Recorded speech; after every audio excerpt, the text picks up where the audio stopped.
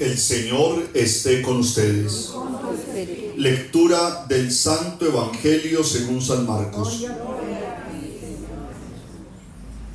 Sucedió que un sábado Jesús atravesaba un sembrado y sus discípulos, mientras caminaban, iban arrancando espigas.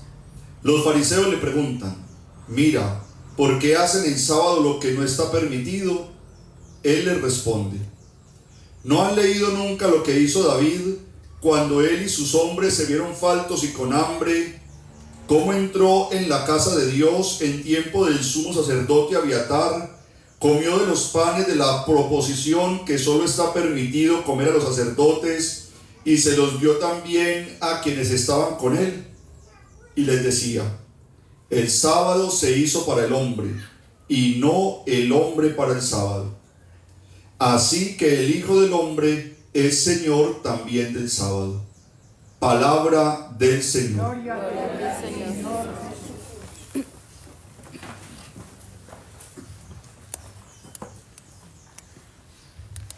Hemos escuchado en la palabra de Dios la primera lectura de la carta a los Hebreos.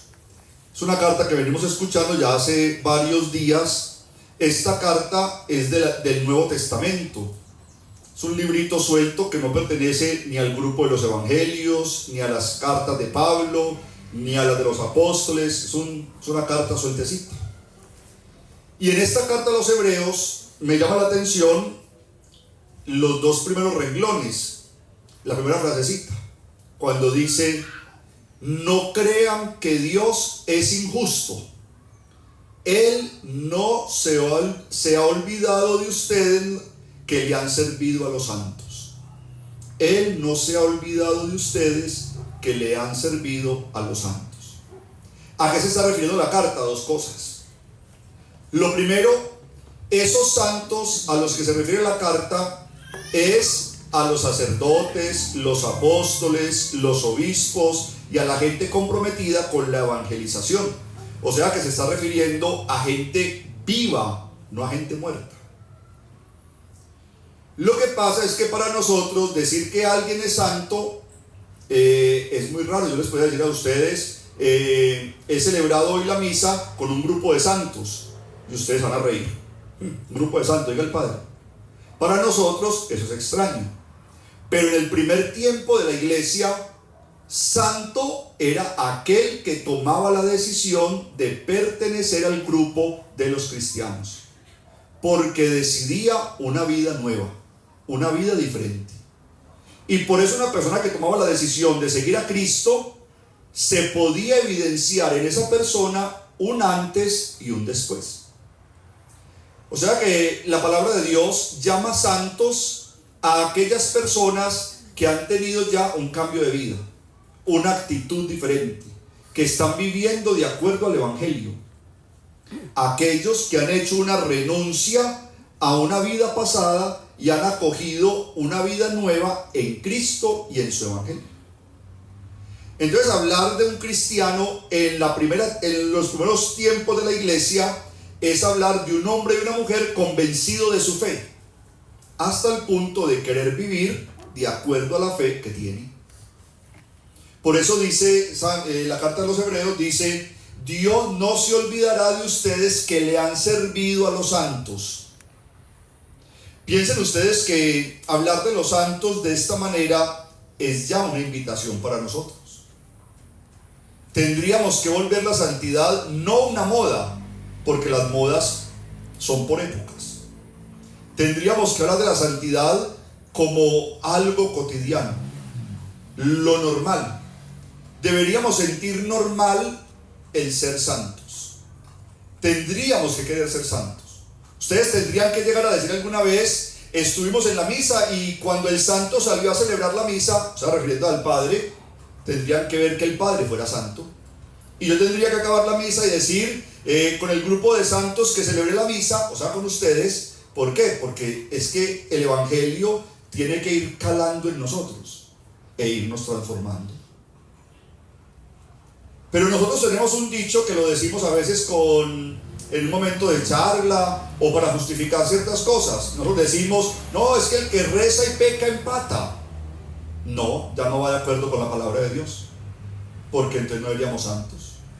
La idea es que pudiéramos rezar y no tuviéramos que empatar con el pecado, sino que nuestra vida fuese acorde a lo que oramos, a lo que rezamos. Así tendría que ser la vida, porque eso, si no, de nada nos sirve. Yo me atrevería a decir que cuando uno ora tanto, pero peca más de lo que ora, termina ofendiendo más a Dios con su oración.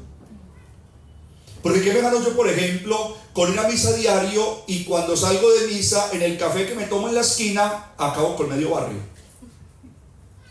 Eso quiere decir que yo, en la misa que estuve, me burlé de Dios. Padre, ¿cómo que me burlé de Dios? Sí, porque mire que cada manera como usted vive, no permite que sea iluminada por la oración que usted hace.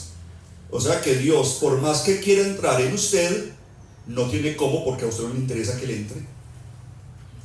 Por eso hablar de santidad en el primer tiempo de la iglesia es hablar de hombres y mujeres que pecaron mucho, pero que tomaron la decisión de un encuentro con Cristo, y a partir de ahí su vida no se parece en nada a la vida que tenían antes. Para eso que no cometían pecados, sí cometían pecados, pero era un deseo más de estar en la gracia de Dios que estar en pecado. Era más el tiempo en gracia de Dios que el tiempo en pecado. Entonces deberíamos acostumbrarnos a la santidad. Solo que hay que entender, nosotros entendemos la santidad como ese premio de gloria que la iglesia le da al que ya murió.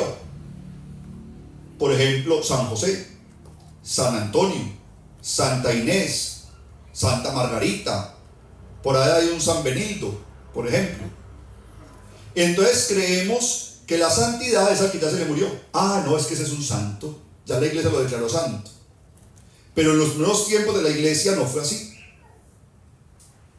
Deberíamos aprender que la santidad se va logrando en cada momento de la vida. Por ejemplo, tendríamos que preguntarnos qué tan santos hemos sido hoy. No, padre, hoy me dio una rabia muy grande, me dejé llevar por la rabia y dije 4 o 5 cosas. Bueno, o sea, usted hoy comprometió su santidad por no haber sido capaz de controlarse internamente. Listo. Pero otro puede decir, padre, hoy tuve una rabia tan grande, pero vean, padre, respiré, le pedí a Dios y tuve la capacidad de no sacar lo negativo de ese momento. Apenas me calmé, pude decir las cosas y llegamos a un mejor término. O sea que usted en ese momento del día obró con santidad.